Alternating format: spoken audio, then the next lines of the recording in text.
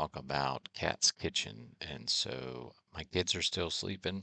I'm going to be kind of quiet today as I go back and I'm reviewing the video. I recognize that it's kind of funny. I'm not very animated, and it's just because I don't want to get in trouble from mama. So I apologize for that. Hopefully, this will be helpful to you to see whether or not you want to buy that deck or play it on Tabletop Simulator. And I try to give you a little bit of an overview from the strategy and whatnot.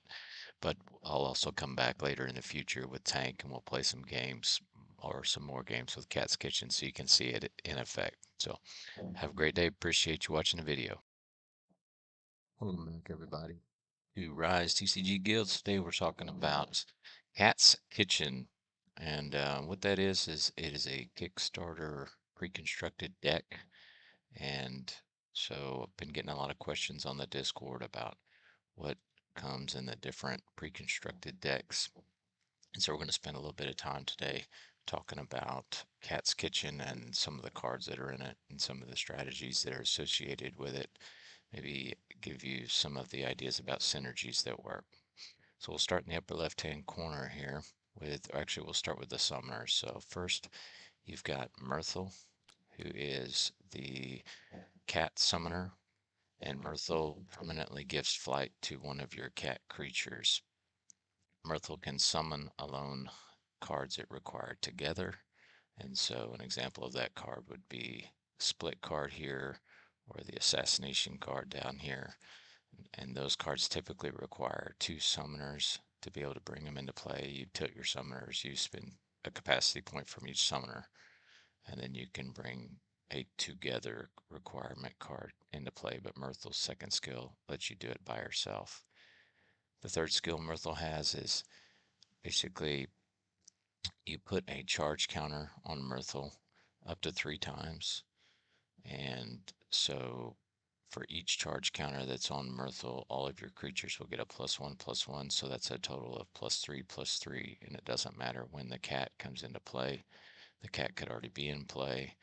The cat could come into play later. If there's 3 charges on Myrtle, then that cat would get +3/+3 in addition to its normal attack and defense scores. And number 4 is during this turn, Myrtle doubles the effects of all your food cards. And so if I was doing an overarching kind of strategy or synopsis about what this deck is all about, it's about exploiting the synergies on the food cards. It's called Cat's Kitchen. That makes sense, right? And so all of these cards down here with this little fork and knife symbol on them are food cards. And so these food cards can give you big bonuses to creatures or do other things for you. And so when Myrtle uses her 4th skill, she doubles the effect of that. So let's just say, for example, this donut down here gives you +3/+3 to a creature. And so with Myrtle's 4th skill there, it would then be +6/+6. Then if you have a creature like Chef into play, Chef doubles it again. So then it would be +12/+12. And then if you have a creature like Polymorph here who copies Chef, well then you've got a +24/+24. And so very quickly you can get some powerful combinations going on if you line all of this up correctly. The second summoner here is Hermetic Champion. Hermetic Champion forces all players to draw a card, and then Hermetic Champion gains 1 health point per card that is drawn. So in a 2-player game, they would gain 2 health points. In a 4-player game, 4 health points, etc. The second skill Hermetic Champion has is it allows you to discard your entire hand, then draw as many cards as you have put into your graveyard this way. So if you had 5 cards in your hand, you don't need 3 of them, you discard 3 of them, and then you get to draw 3 cards. And then the third skill is Hermetic Champion permanently gives Iron Skin to one of your creatures and allows you to draw up to 3 cards. And what Iron Skin does is when a creature defends, if it survives combat, then it gets a +1/+1 counter permanently put on it for the remainder of the game or until it removes the battlefield. On up the top here, we have our level up cards. So this first level up here is a level up rank 3. target summoner gains 1 level, and then the summoner who gains this level draws a card for you as an additional bonus.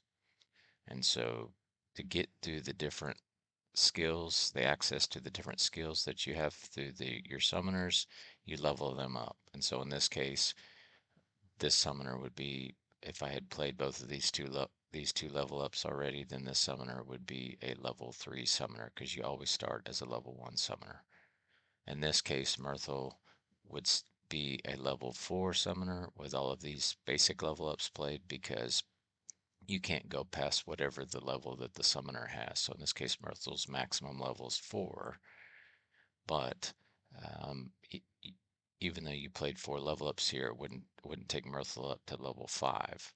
But what you could do is if I had played this card here, a rank 3 level up, is that I would be able to draw the additional card. So I get the extra bonus, but I don't gain any additional capacity points from my battery that I could get access to from leveling up my summoners, but I do get the additional benefits. So that's that level up. The next level up's a basic level up. It just takes a level up. There's no additional benefits. Both of my summoners, jumping back here for a second, if you look at the rarity down at the bottom, that's the wings. They're considered rare. And so you got the A in the middle there. That indicates that this is from the pre-Kickstarter deck in between the wings. And then the size of the wings there indicate that it's a rarity, a rare, excuse me. And all summoners that I've seen so far are rare. This level up here is also a rare. We'll go to our first legendary card, and that is the rank 1 level up. This is a really powerful level up. Target summoner gains 1 level. Also, this level can be cast after using your summoners. The summoner who gains this level will straighten up, so basically untilt, and then they'll be able to invoke their abilities again. So, for example, let's just say that Hermetic Champion, I had not used my second level up card here, and I play this card.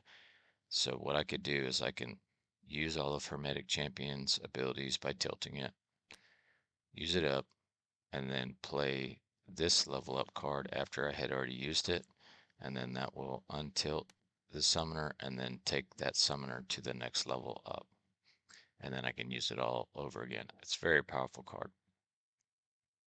Okay, the other thing that's interesting about this card is that normally you have to play level up cards during the restoration phase, which is at the beginning of the turn. This level up, you can play it after you use your summoner later in the turn. So you could have already attacked with all your cards or something like that. Then you can play this rank 1 level up and then untilt it and do it all over again. The last level up card we have is the rank 2 level up. Targeted summoner gains 1 level, and then the summoner who gains this level also gains an additional 3 health points. This is another card that even if you maxed out your summoners, you might still need the health points, and so you would play it during your restoration phase and get more health points. The rank 4 level up here, same type of concept, gives you an additional level up, but also allows you to put 1 coin into your stock. Going down to our first creature, we talked a little bit about Chef already. So Chef doubles all of your food effect cards.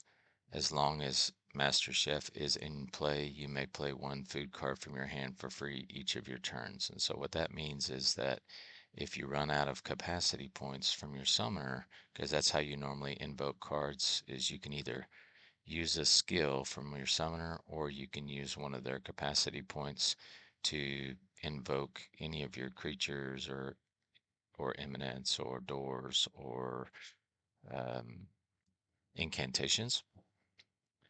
And so in this case, Chef allows you to play these types of cards that have the food symbol on them, 1 of them for free each turn. So that's another benefit of having multiple chefs in play if you were to polymorph your chef.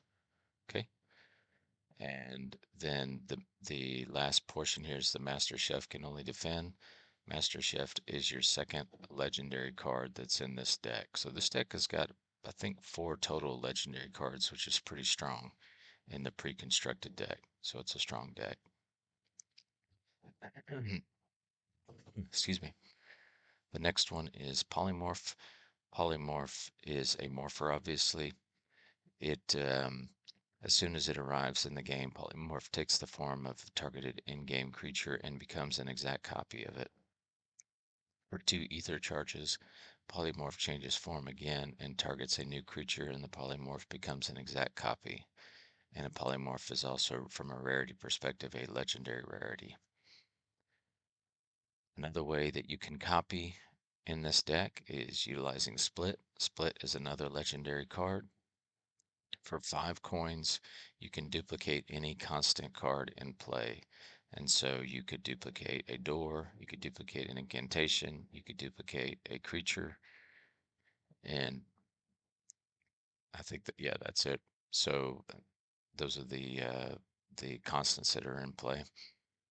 But with duplication, which is this special ability, you can only have 1 copy of each thing. So you could create Chef here, you could transform Polymorph to be a copy of Chef, and then you could duplicate either Chef or the Polymorph with your split, but you could not duplicate, say, and another, like you couldn't have you couldn't duplicate Chef 3 times, or you couldn't duplicate Polymorph 3 times. You can only duplicate the card 1 time to have a copy of it, but there are other ways that you can make copies, like through Counterfeit.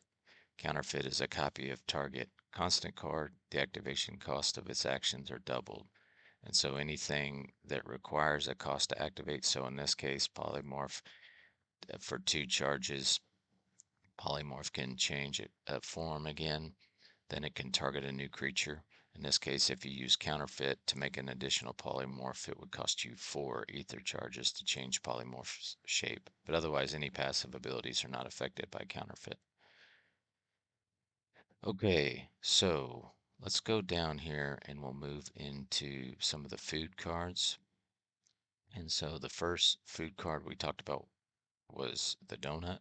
So the donut, when the donut comes into play, target creature you control gains +3/+3 charge during this turn.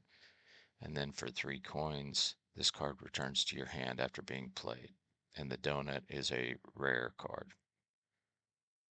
Then you have Lollipop down here. Lollipop, you place this, it's basically an equipment. You place it on target creature. Each time the equipped creature says touches during combat phase, some of this is translation, so we'll be working on more precise terminology over the next few weeks. All the playtesters are working on this.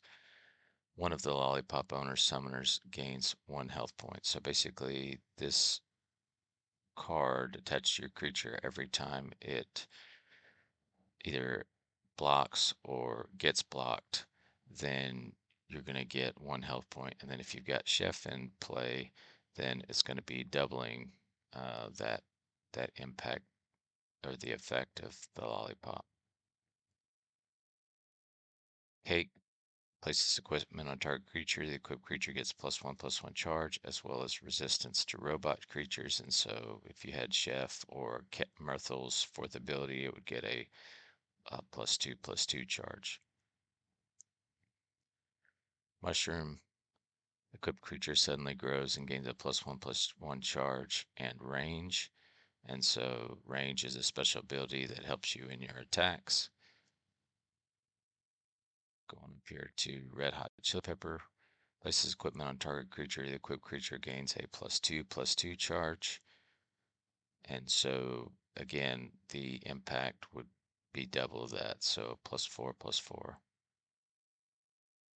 And going down, there's a couple other food cards down here. You've got Healing Potion. One of your summoners gains 5 healing points. So again, if you had a Mirthful skill, it would be 10 healing points, etc., from there. Pepper. Pepper doubles the attack power of target creature.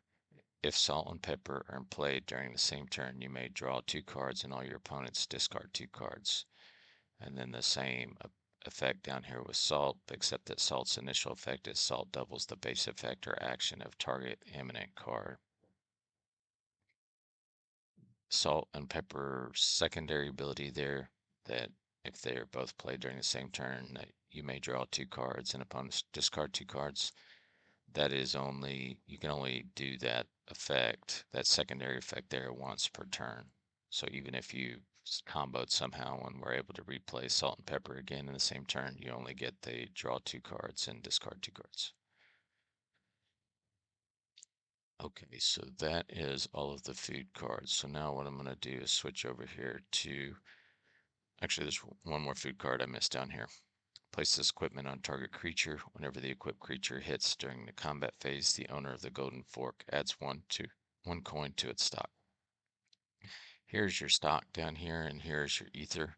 So stock is important because it helps to pay for actions. Some actions require coins, some actions require ether. Ether is also important because you can sacrifice the ether to either draw a card or to add 1 coin to your stock. Okay, then we'll talk about treasure. Treasure is an eminent card. It's a, this is it's an uncommon card. If you look down at the wings there, you add 3 charges of ether and you gain 3 coin to your stock. So it's just exactly like the card says, treasure. That's what's happening. You're increasing your stock in ether. Going up to the top here, let's work back around this way.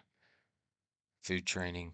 As long as this incantation is in play, all of your creatures equipped with food abilities or that receive bonuses from food cards gain +1/+1.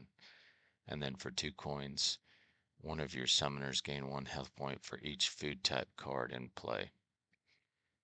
And so with this card, there again, there's synergies with the food, but also you have the synergies or the ability to boost up your summoner's health points. And it's an incantation, so incantations, when you play them, they stay out on the battlefield. Eminence, like, or this is an incantation here. Let's see if I can find, oh, here we go down here. Donut. Donut, when you play it, it basically, you play it and then it goes to your graveyard. The effect lasts until the end of the turn. But in Donut's case, if you have 3 coins, then you can return that card to your hand after being played. And so that's one of the nice things about using cards like Treasure, using cards like Golden Fork, or anything that gives you coins. It helps to pay for actions, like the one from Donut here, to be able to return the card and play it again. Very powerful combination there. Going to go up to Serious Exploration here. Search for a rank 2 card of your choice in your library, reveal it, then shuffle your library. So Serious Exploration is a rank 2 card, and so that's an example of the types of card that you're looking for. Rank 2 just means that that's how many you can have in your deck. So Serious Exploration is rank 2. This level up card here is rank 1, so you can only have one of them in your deck. Chef is rank 1, so you can only have one of them in your deck. Polymorph's rank 1, so you can only have one of them in your deck. But this card here lets you go search for rank 2. So one of the cards that you might search for rank 2, we're going to talk about a little bit later, and it's called Hecatomb. If you start to get into a bind, you're going to want to be able to clear the board, and so you can use Hecatomb to do that. Here's a rank 3 incantation, Burger Time. Place equipment on target creature. Equipped creature eats a tasty burgers and gains a +1/+1 charge and dodge. And dodge is a special ability. All the abilities are on the Discord. They have a sheet that you can print out, like a user guide for new players to learn what all the abilities do. And the next card is Hungry Like the Wolf. And so Hungry Like the Wolf is an incantation. Equipped creature attacks during each of your turn.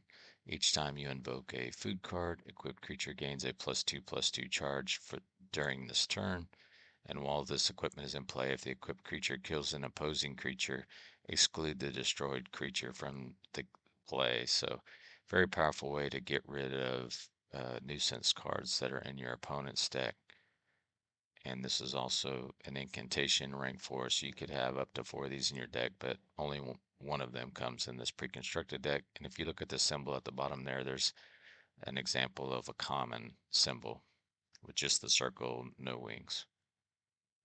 Okay, so now what I'm going to do is I'm going to take a quick pause here and move my setup over so that I don't get in the way of the actual cards.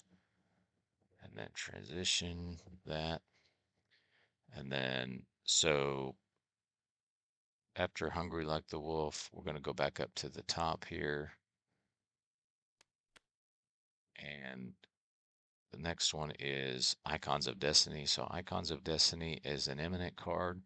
So you play it and it goes into your graveyard. It's also a common card. It's rank 3, so you can have 3 of them in your deck. You pay 1 coin, and during this turn, target creature acquires 1 or more abilities that you can select from. And it has multi-target ability there. So that means that you could pay a coin, like multiple coins, and then choose an ability and put it on the a creature. And so, like, if you want to give it flying, or if you wanted to make the creature have pierce, like, which is like a trample type ability or something like that, or bleeding, or rage, you can, if you've got the coins, you can stack it up to where you can either do a lot of damage, or there's a lot of modularity to this particular card, and so it's a great card to play. Going into Void Energy. Void Energy is an incantation, rank 1. This is another Together card. Again, Myrtle's second skill allows her to cast this by herself. This incantation comes into play with 3 charges on it. During your turn, the Void Energy allows you to spend a charge to activate one of the skills of one of your summoners if they have the level. And any of this, like he or she type terminology, is going to be replaced to be neutral, or that's the recommendation that we're going to do, is recommend for the designer for these cards. For 3 coins, add a charge to this incantation. So what this does, Void Energy, is once per turn, you're able to pull one of these charges off, and it allows you to use a skill of any of your summoner there. And so it's extra, skills and capacity for you during the turn. So very helpful card. And it is a rare equivalent card. I'm going to skip over this creature. We'll come back to it. We'll talk about the doors. And actually, we're going to come back up here to obscurantism. So obscurantism, if you pay 2 coins and you place a time charge on an opposing summoner, if after 2 cycles the charge is still present on that summoner, the targeted summoner loses a skill of your choice. Very powerful if you're playing someone and they have a skill that they're either focused, or if they leaning really heavy on a certain skill to try to make their deck work, you can just remove that skill by playing obscurantism, and then if they still haven't removed this disease after 2 turns, then the skill goes away. Okay, going down to the doors next. So the first door here is going to be Mirror Door. Mirror Door for 3 coins. So Mirror Door can only block ground creatures. Opening the door blinds an opposing targeted creature for 1 cycle.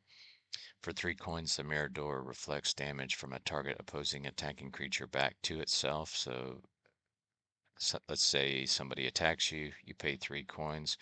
That creature's gonna do damage to itself. You're not gonna take any damage to any of your creatures, and you're not gonna take any damage to your summoner. It's just gonna effectively deal its damage to itself. Then for 4 coins, the Mirror Door returns damage of an imminent summons to the summoner who cast it. So same thing with the previous one, except that now it is affecting if somebody tries to do some kind of direct damage using a spell, an imminent spell. It just puts the damage back on the summoner who cast it. Then you've got Winter Door. Sorry, going back here onto this door.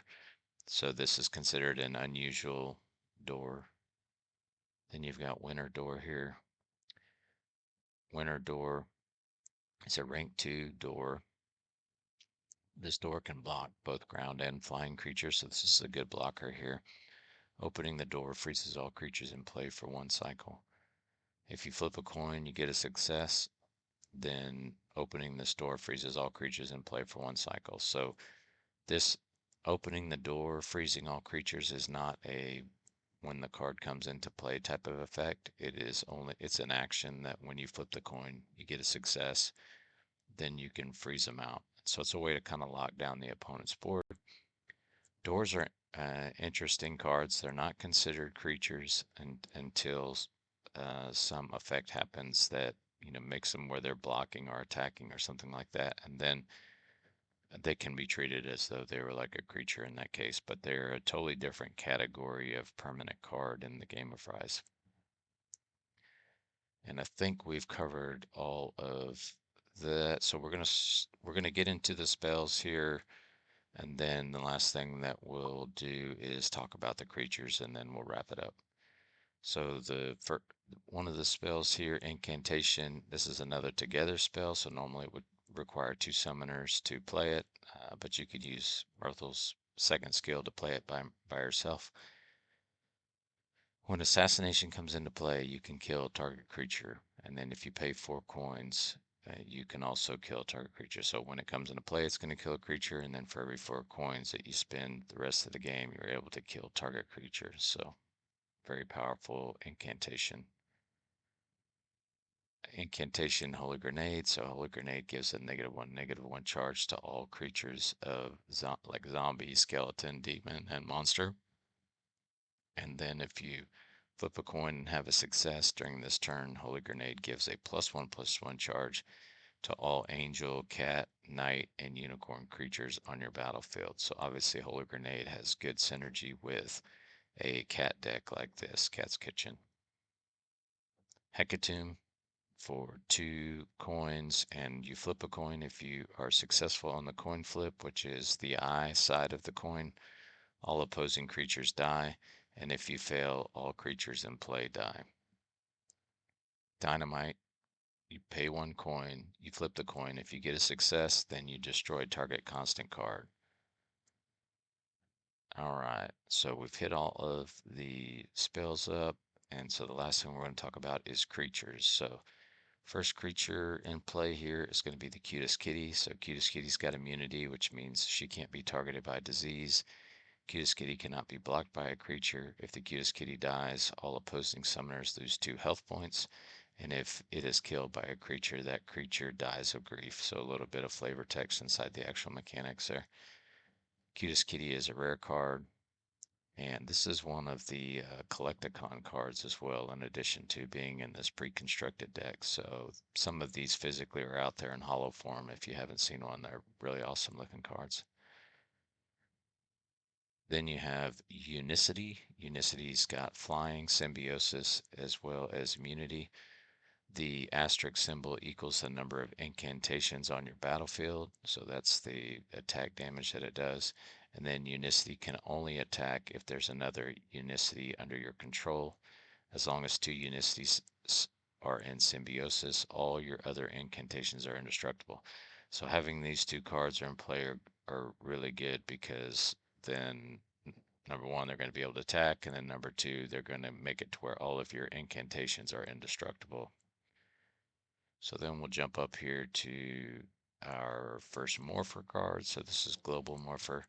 Global Morpher becomes a copy of a creature under your control, and then for 2 charges, you're able to change the form of Global Morpher to another of the same type.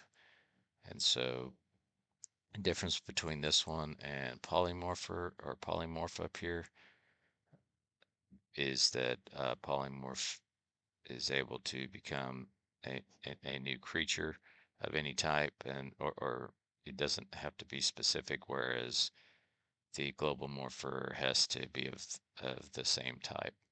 And so that's why Global Morpher is an uncommon card and Polymorph is a legendary card. Going back to Oxo the Cat Owner. Oxo the Cat Owner generates a rank infinite cat creature, and when he arrives on the battlefield and at the beginning of each cycle. So this card here is generating all of your cats for your cat army here that you're going to be pumping up with Chef and with Mirthel and with food cards, etc. And then here is your cat, your rank infinite cat that the cat owner is going to create for you. And then if you flip a coin and you have a success, you have diversion during your turn before the combat phase, you can target an opposing creature. That creature cannot attack this turn because he's distracted by your cats. Miel is a flying creature with immunity for 1 coin and a coin flip. If you have a success during your turn, you apply bounce to a target, or its return is what it's called, but basically you're bouncing the creature or targeted card in play and returning it to its owner's hand. So this is a real useful card if you've got nuisance constant cards on the other side that are keeping you from doing something that you want to do on the board. Miel's 1 attack and 6 defense, and then the rarity of the card is a rare or precious, depending on when you came into this game. And then we've got, I think, 2 more creatures here. So we've got Felix the Destroyer. Felix gives you reach, pierce, and fight back. So reach lets you block flying creatures or with Felix. Pierce lets you do a trample type of effect, and then fight back has to do with when Felix is defending. So Felix has, it looks like here on the card, is all about the combat. And it says, yes, this creature is a cat and not a werewolf, because I think Felix ate Wolverine. That's what it looks like here. And then flying, last one here is Flying Mistigrease. So Flying Mistigrease got, looks like flight, diversion, and immunity. It's a 2/2 creature, rank 3. You can have 3 of them in your deck, and this is a common cat card. And I think we've hit up everything there. So hopefully this is a good rundown for you. This is my first attempt to try to, just go through the pre-constructed decks. What I will also do besides going through these and kind of talking about the synergies in the deck in the future is we'll actually have a game using the deck so you can see it in action, and that'll help it to sink in and help you to understand how the game play works. But if nothing else, you can see the art here of the cards, so to give you a sense of if you think that's the kind of style of pre-constructed deck that you'd want to play with. And so hopefully this is helpful. Come on out and play with us on the Discord or on Tabletop Simulator. We've got folks who are looking to play, and we've got additional people who are the official playtesters that can help and do instruction or answer questions that you might have about cards. Don't get too, sidetracked if there's the text or the terminology is confusing. Just come and ask us a question, because a lot of this text and the way that it's laid out is just, it works really well in French, but maybe it didn't translate over exactly right. And so that's okay. Just keep coming and asking the question, and we'll take that feedback, and we'll make sure that we are able to adjust that. And again, I'm just a volunteer. I'm trying to help out to make the game as good as possible and ultimately build a guild, right? So get out there, have fun. We'll talk to you later. Have a great day. Sounds